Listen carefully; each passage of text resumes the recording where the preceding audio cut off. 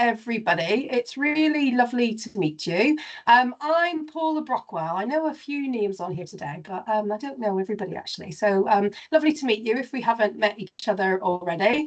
I'm Paula Brockwell and I'm the founder here at the Employee Experience Project, and probably technically, I'm sure my colleague Cara would agree, the most excitable one whenever I get into this sort of stuff. It really is my favourite topic. I know it excites you as well, but I think your hands go less enthusiastically as mine do on these sorts of things. But we're delighted to have you here today to talk about what genuinely is one of our favourite topics when it comes to culture change, because I think capacity to really hook your board and get them to work with you effectively on their role of leadership on culture, I think is an area that we see a lot of people having a challenge with, actually. I think boards often sit in that quite neutral observer mode on things, or their understanding of culture is a bit 1982, if I'm honest. Sorry, I don't want to slag your board off on things, but often I think it's what we teach people, in all honesty, this idea that culture is purely about employee experience and what how people are feeling on a day-to-day basis,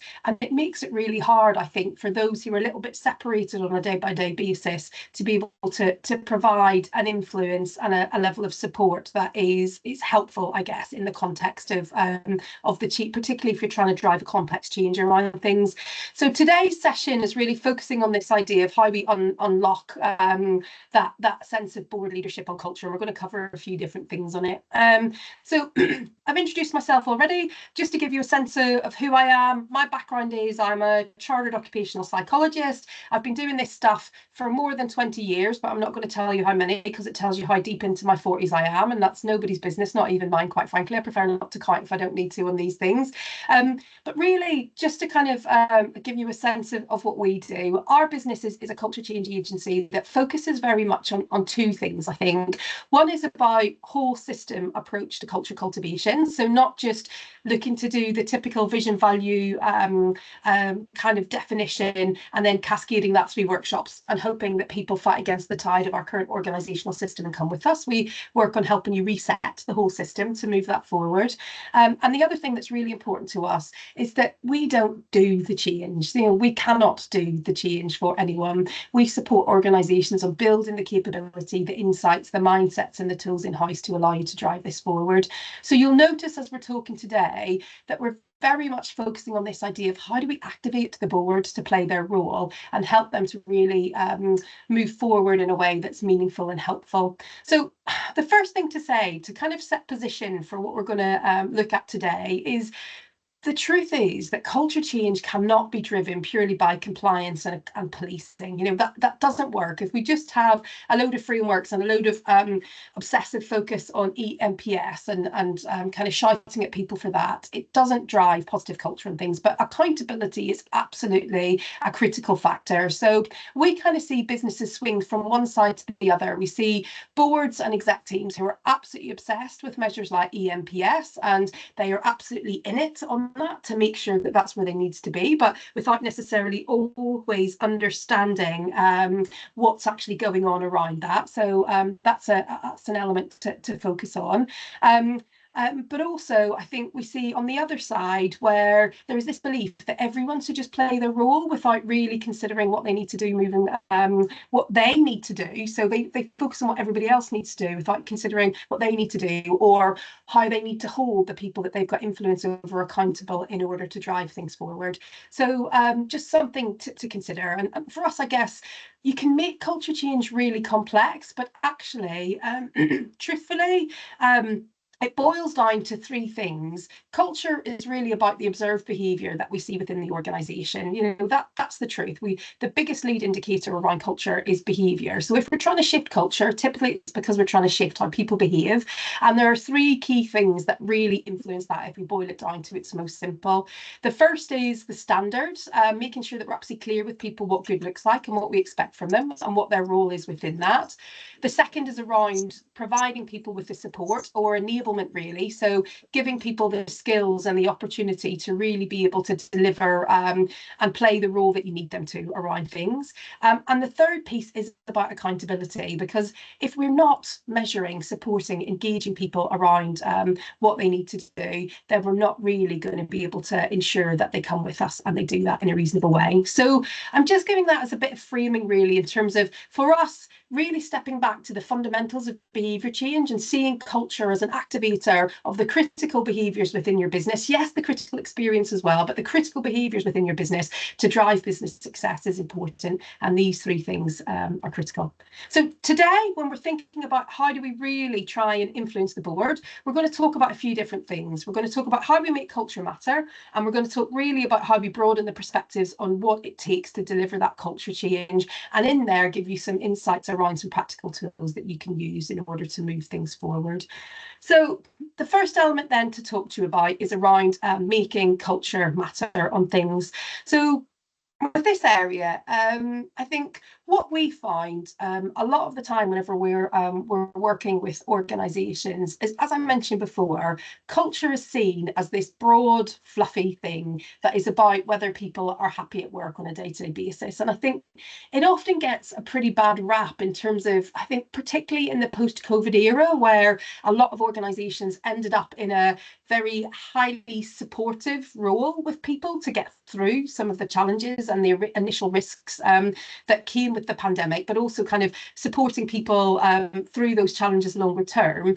Something happened for a lot of organisations around psychological contract, where this idea of employees feeling happy, satisfied, cared for by the organisation became the primary priority, over and above creating that balanced partnership where yes, the business creates a positive and useful environment where people are kind of supported and enabled to do the best that they can, but in return for employees or colleagues turning up in a way that allows them to deliver the best value that they can as well. So making sure that people are in a place where that's delivered in a or that balance is in place is critical, and helping stakeholders, particularly those who are a bit worried about what's culture. They either assume it's this thing that HR does through the engagement survey and pizza days and making sure that our benefits are right on things, or it's this scary thing that means that we've got to try and make everybody happy no matter what happens.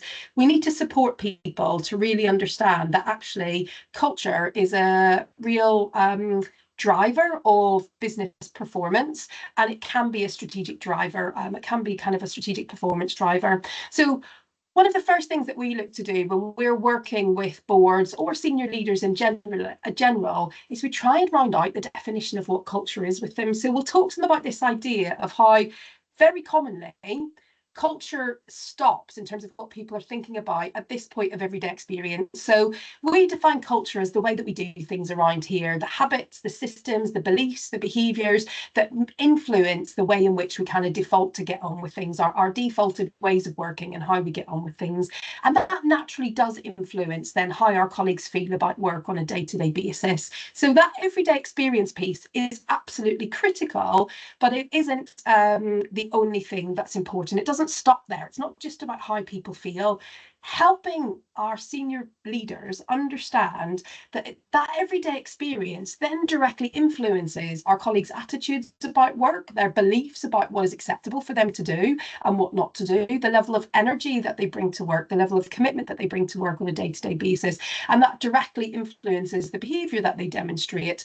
Those are the things that show actually that's the stuff that drives the business results. You know, and a really pragmatic example of this is the behavioural norm that we create through our culture for our retail workers. For, is it acceptable or normal for them that whenever a customer walks into our site, that they stand up and they talk to that person, they make them feel special, and they help them to kind of meet their needs so that the sale happens and that person wants to come back again? Or do they just sit behind the counter scrolling on their phone because they're waiting until the end of the day and the end of the shift? So culture has a direct impact, not just on how we feel, but then how we show up, the experience we create for our customers, or the quality that we put into the problem solving and the work that we do, which directly influences our business results. So often that's the first conversation that we'll be having with the board around what is this thing? What are we aiming for here? What do we want culture to drive? And resetting the goals from we want to make people happy, we want people to stay. Of course, we want to do that if they're the right people and they've got the right attitudes and behaviours to drive things forward, and they, we can provide the right environment for them. But perhaps actually there's more to it than that. And just kind of to support you on that conversation, the QR code in the corner of the screen here just shares with you free access to our EX Index tool, which is a measure of everyday culture, which kind of gives an individual, it's a free tool. Anybody who completes it gets a personalised report back. But it gives the results in this full piece. It's not just saying your culture is this and this is how people are likely to feel around it. It talks through, well, what does that mean in terms of the likely behaviours that you're going to see showing up? So it can be a really good starting point that if you want to explore this relationship a bit more with your board, either getting them to complete this and their observations of the culture, if they're able to do so, if they're close enough to it, can be helpful, or providing some results and insights from some other groups doing that might be the way to do it as well. So just to make you aware that that's out there, that's free to use.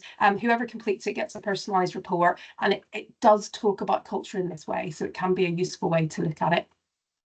So I think not only do we need to broaden this idea of what culture is, we need to talk to people a bit about what it takes to really drive culture. Because again, I think what we see a lot of the time is that there's generally quite a surface level understanding of what drives culture, particularly with boards around things. There's this belief that purely we can train people into new culture. So we can use workshops, or for example, if we want to drive accountability, we just do a load of goal setting workshops, or we do a load of performance management workshops with managers, and suddenly we'll create accountability in our system, without considering the fact that actually culture is a much more complex ecosystem that can influence things much more broadly. So,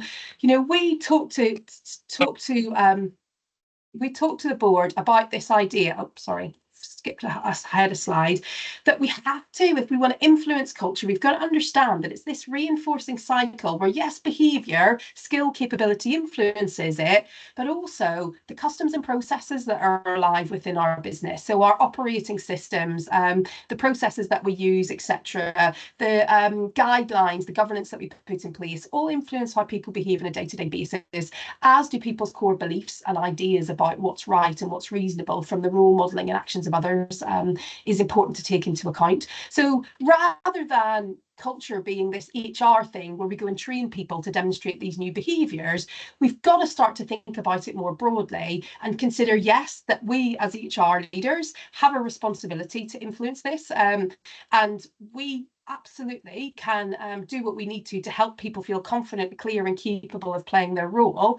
But our job isn't about creating the culture, it's about creating the infrastructure and the base capability in the organisation to support that culture to thrive. But we've got to work really closely in partnership with leadership for them to be the people who truly make it real, make it matter and make it safe. So helping the board understand that just getting an action plan from HR about the 7 things that they are doing to try and counter the negative stuff that came out of the engagement survey isn't going to drive a culture transformation, but supporting them to understand this broader piece about this is the soup of every touch point that people are having on a day-to-day basis, and therefore we need to reset and retool the organisation to make sure that we've got that breadth of perspective is critical to driving it forward. And to help you with that, one of the things I wanted to do was just share with you a resource that we often use with clients as they're starting to activate their change around things. So this just shows you how we would define, in an ideal world, how different roles or different groups within the organisation play an active role through that first year or two of trying to shift your culture to a new place. So the board have an absolute role within this, not just to say, is the action plan being completed, but to really ensure that they are overseeing and understand that ideal culture and make sure that it's aligned to the strategic priorities of the organisation in the same way as they would do any other key decision on a key strategic driver of performance.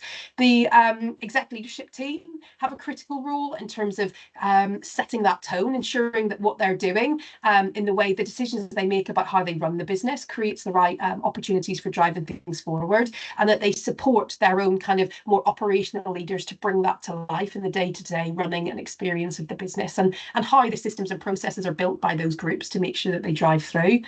Colleagues absolutely have a role. In the early stages, we typically suggest that their role is more about being open to what's happening and curious, and starting to be interested in what might be coming in the future, and starting to influence things that they can, but recognizing that they are the people who have the least control, I guess, over what good looks like in terms of behavior on a day-to-day basis. While they have the greatest influence on the ultimate outcome because they're the most boots on the ground, they have least control in the early stages because they are caught in the systems, the processes, and the norms that are run. Other people in the organisation have greater control. So supporting them to be curious and open and willing to start to move with the change as it comes through is critical. And we'd also encourage you to think about really defining a role for a specific project team that's pulling some of the threads of this together. So pulling the overall ownership of any broad culture change that work that you're doing out of HR and putting it into a place that's cross-functional, multi-leveled, and really thinking about the breadth of work that needs to be done, which allows then us as HR colleagues to really own our part, which is orientate our people strategy and the work that we're doing on a day-to-day basis towards the ideal culture, and support building the capability of those other groups for them to play their role, but not being the pure orchestrators of change. So having some conversations with our board about who owns this, who needs to do what in order to drive this forward, what does culture change actually mean if we're driving that, and what groups need to take responsibility for different things is a critical part of moving things forward. Otherwise, in our experience, what we find is generally that the business and the board will default to what's HR doing to move this forward, rather than having the conversation, often the critical conversation with the chief executive, for example, around what are they doing to hold their exec directors to account, to make sure that they're making choices and driving the tone that's needed to allow that piece of accountability or whatever it may be to drive through the organisation. So breadth of role definition and supporting the board to understand those broad roles is a critical part of being able to support them around that broader definition. And also action planning beyond that piece of capability, absolutely having that in there, but building your action plan in a broader way can be really helpful. So just sharing this with you, which is a tool that we use in order to really understand what's driving culture within an organisation. So when we do culture audits with organisations, we do the very typical stuff that most organisations will do with you around, helping you define it and using words like authoritative or empowering or cozy or kind of sweatshop, etc. We'll talk to you about what we can see from a cultural expression point of view, but what we've certainly found is a big game changer in our practice as practitioners within this area is, I think, that description feels great, doesn't it? Because everybody agrees with it and we think we've nailed it. But then when we start to action plan around it, we're still looking at the surface of what people are doing rather than really considering the why. And this tool allows you to then start to tip into the why and say, well, what is it within our cultural ecosystem, within our organisation that is really influencing why we are behaving or why we're seeing the behaviour that we are? So explaining the what and using this to build your action plan, using this to talk to your board about what it is within your system that is either helping those ideal behaviours to flourish and that ideal culture to flourish, or hindering it, is a really good way to help to orientate them around the breadth of activity that might be needed to drive things forward and support them around anchoring into the accountability of making that happen in a meaningful way. So the way that we use this, you'll get a free, if you're interested in understanding this a bit more, we love a free resource, don't we? But you'll get a free download on our website. If you have a look in the resources section of our website, you'll find a kind of a short download on this, which gives you a bit more detail about it and some of the criteria that sit behind it to help you to use it. But how we use it is we've got some rating criteria that sit behind each of these factors. As we're doing the culture inquiry, we're looking at this and we basically red, amber, green each of the factors to say the extent to which it is either helping or hindering us towards the ideal culture, allowing you then to really be able to have quite a pragmatic set of priorities around what you need to do moving forward, rather than having like an ethereal goal around empowering people a bit more or unlocking personal responsibility. If you take that as a factor, using this, what you'd probably do is then think about things like quality of strategic planning and making sure that there was clarity for people around what the priorities were and what was required on things. You'd focus very specifically on the empowerment and the enablement behaviours of your leadership team and your management team, as well as resetting expectations with colleagues and making sure that they have the capability to lift to that point of accountability. So it allows you to look at a challenge in a much more systemic way and support your board to not just buy into the natural rhetoric, I think, that comes where we default to, and execs will default to when they're talking about culture, to the board saying this is what colleagues need to do to move the culture forward. They do need to do that stuff, but the exec team need to create the conditions for colleagues to be able to do that, and helping the board to understand that so they can foster that conversation and support their exec leaders in having the clarity that they need and the accountability they need to create those conditions in what are, as we know, naturally huge jobs where it's hard to get things to the top of the priority pile if it's not kind of just driving an immediate priority. Then it's helpful to be able to broaden perspectives around that. I've talked about quite a lot in the first 20 minutes. We're 23 minutes in already. Anybody got any questions, comments, observations about that? What's your thoughts?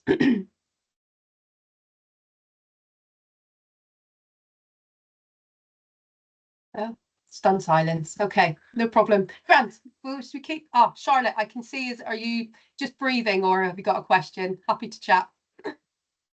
I was breathing then, Paula. Sorry, I'm just taking lots and lots in. That's right. No worries. Thank you. Okay, so let's move on then and think a little bit about, so, you know, all well and good, isn't it, to kind of talk about the principles of broadening the conversation here and how we look at this. So I think these two pieces around really helping, you know, these are foundations, helping the board understand what culture is, but also then supporting them to broaden that understanding of what it takes to drive the change is important. But there's some really pragmatic stuff that we can do in order to support this moving forward. So sorry, I'm just trying to click my screen. It's not listening to me today. It's ignoring my fingers. I think once we've got to the point where we've broadened the conversation on culture and we're supporting our board to really understand what that means, and we're, you know, I'll be honest and say we're challenging the norms about what it means to drive culture, because I think a lot of the time the standard definition of it is quite myopic. It is very behaviour and immediate experience focused on things, and very much puts the emphasis on colleagues to fight against the flow. So holding that conversation, supporting that space, and allowing it to be natural and comfortable for the board to think about how you define what culture means for your organisation, and not just defaulting to probably the slightly varied definitions in the room, or the ones that are a bit more traditional that might not necessarily help you get the breadth and support of governance is a helpful start. But then what we need to do is help them find their entry point into really being meaningful, providing meaningful leadership around this. And I guess for us, there's two pieces around governance on culture that are important to take into account. A lot of the time when we work with boards, what we see is them really focus on this first area, which is around mitigation of risk. And in fact, when you look at a lot of the papers that are out there that provide advice to boards on things, they very much focus around the kind of the Financial Regulation Conduct Authority's guidance, which came out in about 2016, which was a real seminal paper around this. And it was the last one, if I'm honest, that did any sort of original research on this. Everybody's quoted it ever since. But when you read that paper, what you see is that it was very much a reaction to the banking crisis that happened beforehand.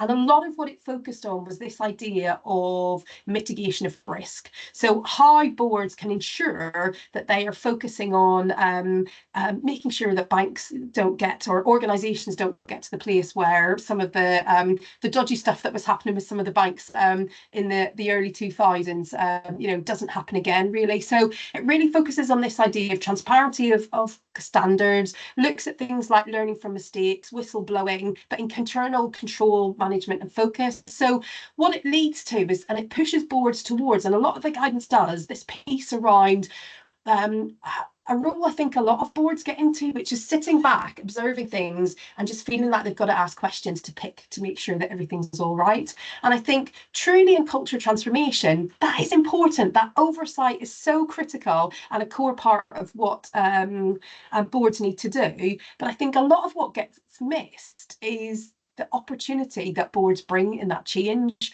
particularly where an organisation is going through, needs to drive a culture transformation for whatever reason, whether there's some challenges that are happening that means that you need to reorientate, whether there's significant growth happening on things. Typically, the day-to-day kind of running of the business, I don't mean that quite as it sounds because I'm about to talk about executive directors, but the truth is that the exec are caught in the day-to-day of the business. They are fully immersed in it. They are getting on with managing the risks, making things happen, getting stuff done to deliver on the day-to-day goals and priorities and things. And a lot of executive teams benefit from boards who can create the space for them to be able to step back and create clarity around whatever the element is, but culture included, where they can create a space that allows them to really hold the space for their exec directors to really think about what are the critical priorities here, how is this supporting business performance and allowing us to drive things forward, and how does it really, and what is it that I need to connect with to make sure that I'm delivering my part on this. So driving that sense of clarity and accountability, I think, is really critical. And ensuring, if we go back to those three circles of what creates behaviour change, ensuring that they are evolving their approach and their leadership of that team and that group to support the right and pull out the right behaviours through the rest of the organisation. So there is a performance advantage, there is an opportunity advantage that comes from a board that can create the space for focusing proactively on culture as a critical enabler of performance, and it's holding the exec to account for really ensuring that they're creating the conditions that ensure that people can bring their best performance and their best behaviour to work in a sustainable way for as long as possible. So helping the board to really think about this, what is it that they want to stand for? Are you in a really risky period? And actually it is just about making sure that nothing terrible happens and nobody falls over. Cool, that's okay, that's fine for a period as long as you're re-evaluating things over time. But having that conversation about, is that enough? Where are we at the moment? What is it that we're trying to achieve? So if we are a business that's trying to maximize performance, that's trying to drive growth, that's trying to drive improvement, risk management and governance by exception is not going to be the thing that supports our culture and moving forward. Looking at opportunity management and how we can drive that is critical too. So that leads us to then start to think about, well, what is the board's role in leadership culture? And what we've done is we've just kind of defined this model, and we're going to share a kind of a white paper with you that's designed as a conversation starter with boards. So we use this ourselves in our own work with boards. We'll give it to them as a pre-read before we start to work with them, which just sets out this model, talks about, from an ideal perspective, the critical roles, responsibilities and questions that support great leadership, board leadership and culture. So we'll send that out with the recording after the session today. But what it really does is it explores these 5 factors and encourages you to think about and support the board to think about their role in driving these forward. So the first one specifically thinks about kind of setting the tone. So ensuring that the board really connect to this idea of culture being a strategic driver of performance and being in a mode where they aren't just asking, is everybody happy, but they're having a conversation about what is our standard for culture. So again, one of the things that we notice is a real barrier for success in culture transformation, or even just great culture cultivation for organizations, is they focus on what do we need to fix in our current culture, rather than considering what is it that we're actually aiming for and what does our business need to allow us to drive great performance over time. So one of the first elements to think about is the board really keeping the business to account around, have we got a vision for what it is we are trying to be? Does that align to our strategic goals and priorities? And is that fit for purpose in terms of the results that we need to deliver moving forward? And have we got a plan for how we're moving towards that? Or if we have got that standard and we're pretty close to it, is our culture work really focusing on how we protect that, foster that, but continue to evolve it as our business context demands and needs change over time? So there is an absolute piece here around do we know what good actually looks like for us? Have we aligned that to performance, and are we staying on top of that definition of good to make sure that it stays in place over time? So there's a real piece around setting the tone. Once that's in place and that's clear, the board then have a really critical role around making sure that that standard actually stays in place. So role modeling that behaviour and making sure that they really work with people to support them to so that they're demonstrating that behaviour. So again, a real life example of a number of organisations that we're working with at the moment. I'm obsessed with the factor of accountability, but I think in a post-pandemic world, a lot of organisations have seen a dip in that sense of kind of resilience, personal responsibility, and empowerment of staff, because the parent-child dynamic that came out from the pandemic has got caught in a lot of their operation systems, where people got used to the business telling them what to do, because a lot of businesses had to reorientate quickly or had to shift the way in which they worked quickly and moved into a high control and command mode. And a lot of the businesses we're working with are kind of struggling to reset that. And it's interesting to see that kind of parent-child dynamic play out at board. So from a culture definition, there is a clear priority to want to drive greater personal responsibility, greater accountability. But when you look at how the executives are acting with the rest of the organisation, they aren't giving the space for other people to take control. They're acting in a high control, high directive, and often penalty parent mode if people don't do it the way that they want it to. And you see that the board are doing exactly the same thing.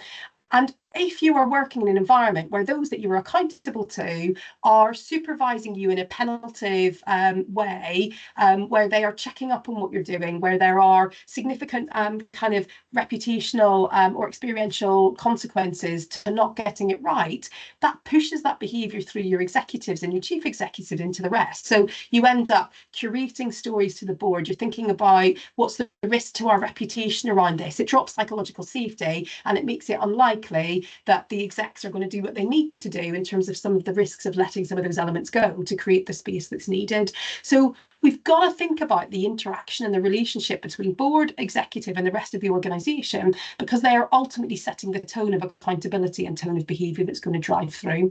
So not only do they need to kind of support setting the standard around things, but they've got to make sure that they start to set the tone, and helping them notice the tone that they're using with the board and what that's creating in terms of the follow through around reporting, governance, and accountability through the organisation is a critical thing to look like.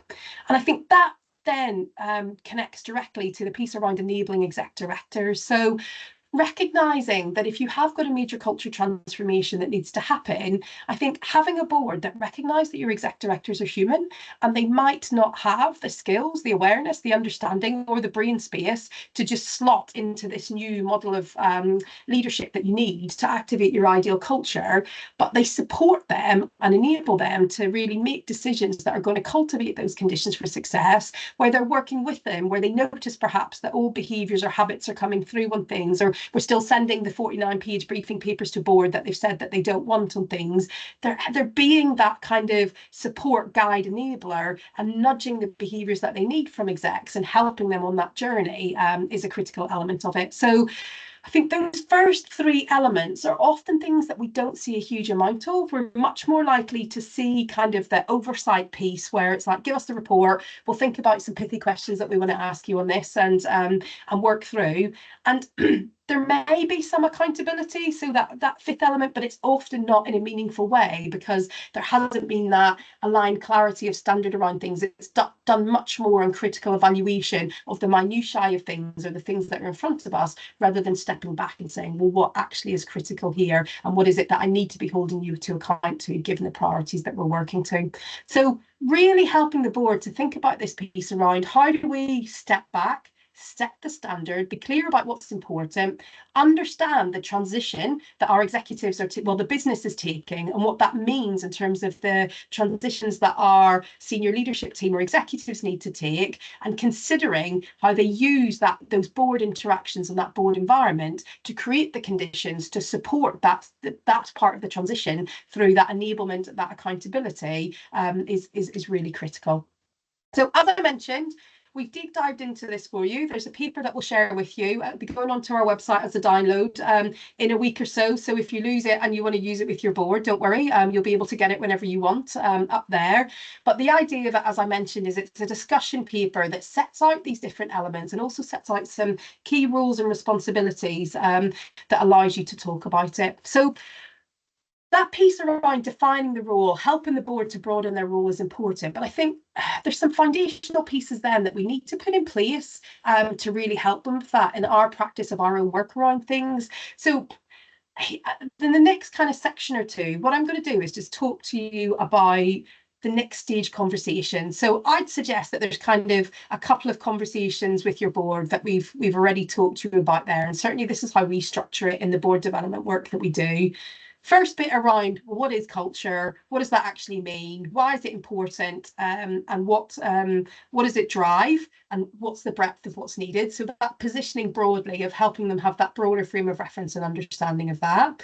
There's then the conversation around, well, what does great look like for us? So if you haven't done that already and you're not clear on that, or you've just got values that aren't really talking about specifically, these are the behaviours that it links to, or these are the strategic goals that this, our kind of strategic priorities that this links into. If you can't see that naturally, or you can't articulate that to the board, either tell them it if you know it, or if you don't know it, have the conversation with them to join those dots to make it happen so that you're creating that business context with them. Then have the conversation about their role. So once you understand where you're trying to get to and what the transition is, having that broad conversation about their role, what does board leadership in culture actually mean for us, is a critical conversation to have. But once you've talked generally about tone of leadership, how do we show up, and broadly what impact do we want to have from a role definition point of view, what we then have to do is start to activate them into the change that we're trying to drive. So the next couple of slides just share some of the conversations that we've been encouraging you to have. So this is a slide that we use quite regularly in board activation, where the first thing we'll do is ask them to really think about this piece around what is the standard that they're setting themselves around their leadership on culture. So having looked at that discussion paper, having seen what ideal looks like in terms of breadth, having that conversation about where are we, what are we ready for, what do we want to focus on, but also what do we have the capability to focus on, and where might we need some help around this. So there's some nudging questions around this in terms of what do we want to focus on, how do we need to act to set the right tone from the top, but also what do we need to start and stop doing to support the exec to evolve their approach. So really focusing in on this piece that's about impact and influence and helping them notice that they are active agents within this system. So I think it's critical to have that conversation with them and support them to consider that. And in there, you get an opportunity as an advisor to that board to nudge on some of that and support them on really identifying where some further development or support might be needed to move things forward. I think once you understand that, it's really critical then that we start to think about how we operationalize this. So again, this is a very standard kind of conversation that we host with boards. We ask them very particularly about what actions do they need to take to bring this stuff to life. So I think it's critical to think about things like structures, habits, and ways of working. So how does this fit into their governance frameworks and structures? Is there a subcommittee that this stuff sits in, but how does it get reported at main board on a day-by-day basis? How might this change over time? So I think the conversation about how do we check in if what we've decided today is actually still is working full stop in 2 or 3 months time once we've given it a go, but is still fit for purpose in 6 or 12 or 18 months time as our culture is evolving and our focus might shift around things. And really ensuring that they're answering this question about how do you keep a consistent focus on culture, so it's not just something that you talk about when the employee survey comes in, but you're talking broadly about the tone, type of leadership, and how the business is actively evolving, how it runs itself through can be helpful. So those broad conversations about how do we do this from a general point of view and setting some standards are important, but I think we then need to support them on having some shorter term priorities. So as you'll know from influencing your culture, it's kind of like, it's a bit like a wheel on a sea. It ebbs and flows, it moves, it shifts. It isn't something that sits static for things. Some things can get really caught and stuck and can feel can feel like they're difficult to shift. But when we're working on actively influencing our culture, often things shift quite significantly over time. So the way that we support the board to not just settle into asking the same questions on things is we'll generally work with them to agree yearly priorities in terms of what it is that they want to focus on to move things forward. So these are some questions that we asked there's a couple of boards that we work with and helping them set their yearly priorities in line with the broader transformation programs that we're supporting with organisations.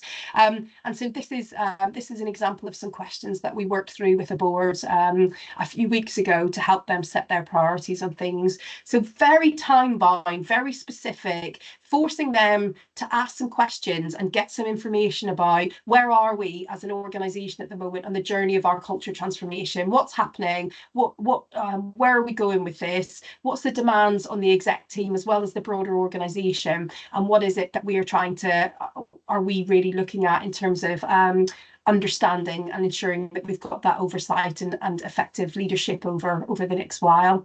And through that conversation, what we did, as we always do, is we helped them then simplify that conversation into some accessible pillars. So worked with them to break this down into 4 really clear, accessible pillars that allow them to then have a structure to start to do some of that consideration around things. And you can see below this that we've anchored some of the major strategic work that's happening within the organisation. So not only are we giving them a clear indication of some of the outcomes that are being driven in the boxes, we're talking about some of the specific projects that are linked to that. So they're not seeing the whole project plan, they're not seeing everything that's happening with all of those groups to drive things forward, but we are giving them a hook and connecting them into the day-by-day piece and giving them a structure to be able to look at those pillars to make sure things are working across all areas.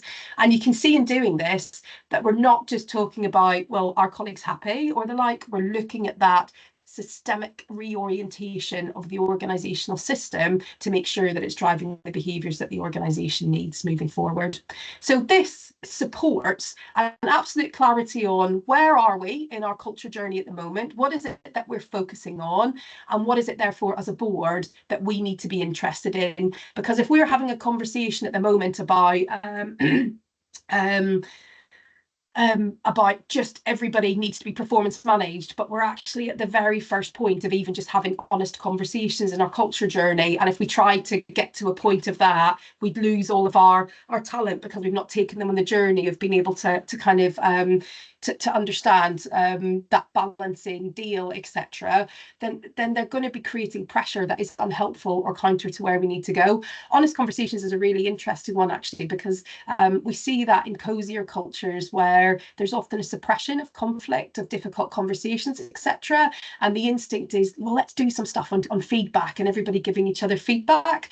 And it's a real typical area of where sometimes culture needs to be a slow burn, and you don't want the pressure of being expected to do something like that, because before, if in a cozy culture where nobody is used to talking openly and honestly about what frustrates them on things, etc., suddenly everybody, or at least some people, just start going out giving feedback on things, you haven't primed or prepared people to receive that feedback, and you're much more likely just to create a load of conflict, defense and frustration that you need to manage on things rather than getting to the goal that you have, so, or the ultimate goal that you have. So taking something like that slowly and incrementally, building the readiness within the organisation through your change programme, and supporting your stakeholders to understand why you're not just doing that thing because that's the thing that's important, but you're building towards doing that thing. So rather than pushing sand up a hill, you're tipping a snowball down a hill to create an avalanche, allows them to be much more likely to provide you with the leadership and support that you need.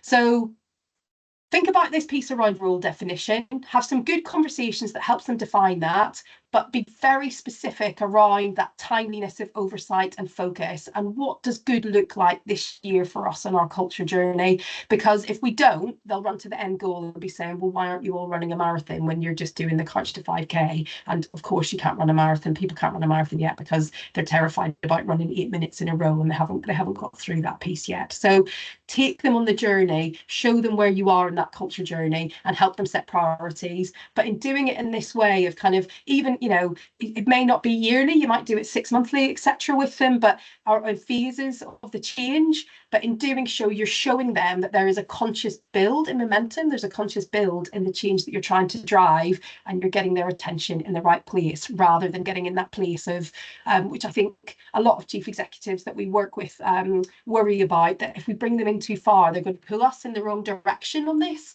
And I think that is a risk if you just say we're doing culture change and this is where we're trying to get to.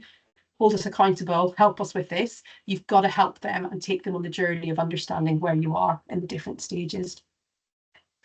So to do that, though, if we want to take them on the journey and we want to support them, we've got to empower them in having the right insights around these elements. And reporting into the board is a critical element around this, or, well, supporting them to get the right insights. Reporting is part of it, and also supporting them to ask the right questions, I think, is a critical part of this as well.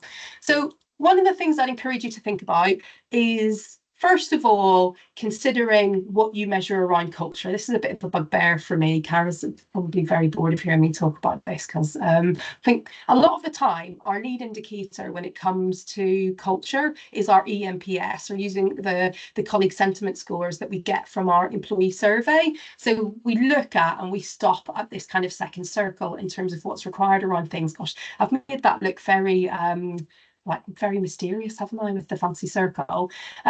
But the truth is, and I think it's really important to remember, that the information that we get on colleague sentiment doesn't tell us what it's like around here in its purest form. What it actually tells us is, yes, it gives us some information about the environment and how acceptable and nurturing and useful and enabling that is. But all of that data and information that we get about environment is filtered through colleagues' expectations before it gets to the point of everyday experience. So if we haven't got a balanced deal, a functional psychological contract that is in date and right for our current context, we might be getting a load of stuff about negative colleague sentiment that actually is related to an expectation that doesn't fit with what we can deliver, rather than an environment that isn't a positive one. And I'm sure that that you'll all have been in roles where you've been caught in that sentiment trap, where no matter what you do, no one is happy about what you provide on things. And that creates this really unhelpful cycle. And I think particularly in change, where we might be shifting the psychological contract, we might be changing the rules of engagement. So something like personal accountability, we might suddenly be having performance conversations that have never been had before within the organisation.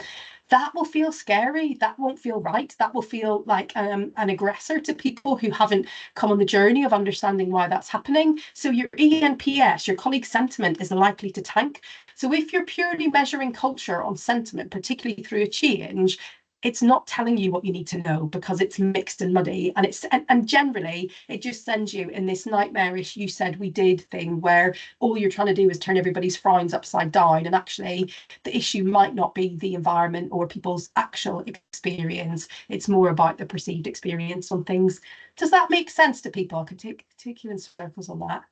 The example I use on this, I said it a while ago, is like people's attitude to Valentine's Day. So I think about, my mother was married on Valentine's Day. She insists every year that my dad takes her away for the weekend, and she's got to get 47,000 red roses, etc. and things. It's really important to her, and it's a real expression of kind of it's real evidence, I guess, of care, that there's a really good expression around that. So if she is ever anywhere near my house on Valentine's Day, or asks me what I got for my husband, and there's nothing, or there's a bunch of petrol station flowers where I've just left the one where the head's hanging off because he's banged it off the door on the way into the house, she's absolutely mortified. I don't care. I don't care about Valentine's Day. It's not something that's important to me. But you can see how the same stimuli can pull very different emotional reactions and evaluations from people. So my mum every Valentine's Day is trying to convince me to get divorced because I'm not being treated in the way that I should be, and I'm like, well, it's just, oh, was it the 14th of February? Okay, let's move on, it doesn't matter. So recognizing that the environmental stimuli is the only thing that, well, we can influence expectation, but if we are trying to shift an unreasonable expectation, or we're trying to shift experience based on a reasonable expectation by trying to improve the environment, we're never going to hit the standard that someone needs on things. And sometimes great culture change is about resetting and aligning those expectations and then bringing the environment to the place where it matches that. And that's where you get truly effective and sustainable partnership around culture, but you also get really sustainable and aligned employee experience that drives the behaviours and the results that you want around things. So the first thing I would encourage you to do when you're working with your board is break the sentiment trap. I'm not saying don't listen to your colleagues, don't get me wrong, I'm not saying that at all. It's important to hear what they're saying, but we've got to filter and think about what's at play. Is it just something, does the employee survey just tell me the 1,700 things that I need to fix, or do I need to filter this and consider which ones of these are reasonable, which aren't, and where is some of this about communication and reset of expectations, and where is this about influencing what's happening? So get them out of the sentiment trap, first of all. Another thing that you can do to really get them to the right place around these things is, if you're having that conversation, as I said, about where we are at the moment, and this is the stage of change that we're in, using some outcome focused action planning and sharing that with them is critical. So you don't need to tell them the tasks that you're doing. Typically what we will do when we're working with the board and when we're building our action plans and culture change with clients is we start first of all with, what impact are we trying to have this year on the organisational system? What work streams or what bundles of work do we need to build to make that impact happen? And what do each of those work streams need to deliver? This is the level that the board needs to know. This is what they need to understand in terms of what you're trying to drive forward. And this allows you as well to have better, more anchored and more cross-organisational action planning around what you're driving. So consider not just, check your action plans. Are you just going to the tasks that you're going to do and drive things forward? If you're doing that, they just want to know, have you designed that competency framework that you didn't get a chance to do because you had a load of grievances that you had to deal with because a load of stuff in performance management happened and the psychological contract wasn't right and it all flared on you? Or why are you being held accountable to the competency framework because you're doing a load of stuff on readiness and psychological contract reset that's going to move things forward up here? Have the conversation at outcomes, which allows you to respond, flex to the environment, and be held, the project team and the wider leadership team, be held accountable to what's actually happening around that. So what we generally find is that, I suppose when you're evaluating impact, there's a couple of different levels that you can look at this. A lot of organisations, when they start working with us, are caught in that, here's our action plan, this is what we're doing this year, and we're ticking off whether we've done that. So action, their focus is around this idea of action focused progress review. Are we doing what we need to in circle one? A small amount of things, or a small step forward for us, can just to make sure that anything that's happening across the organisation that's influencing people's expectations about work or their experiences of work is aligned. So have we come together to make sure that that major IT transformation that we're doing is happening in a way that makes people feel the way that we need them to get them to act how we want them to around things? Might be where we just start. Still quite action focused, but we're thinking about integration and how the different parts of the cultural ecosystem are coming together, and we might just want to report that to the board to start with. But honestly, if we truly want to evaluate impact, really the conversation that we should be having with our boards is much more focused around the outcome focused element, the progress that we're making. And we would typically recommend that you're focusing on two things. Ideally you go straight to behaviour adoption. What does it look like? How are people actually behaving, and what is it they believe about the organisation? Because that tells you everything about what the culture is driving and encouraging them to do. But honestly, in transformation, it takes a while for those green shoots to appear. So reporting on readiness can be helpful. And again, if readiness is an area that you're interested in, I could keep you here all day talking about it, but you can get a download on our website which shows you our readiness model and gives you an evaluative framework to work with, and there's access to a free tool to evaluate your current organisational readiness in there. What we do with most organisations that we work with, in the early benchmarking that we're doing to understand current culture, we will measure current readiness in the organisation. That's focusing really around awareness, mindset, capability, confidence, and the opportunity to drive the change forward.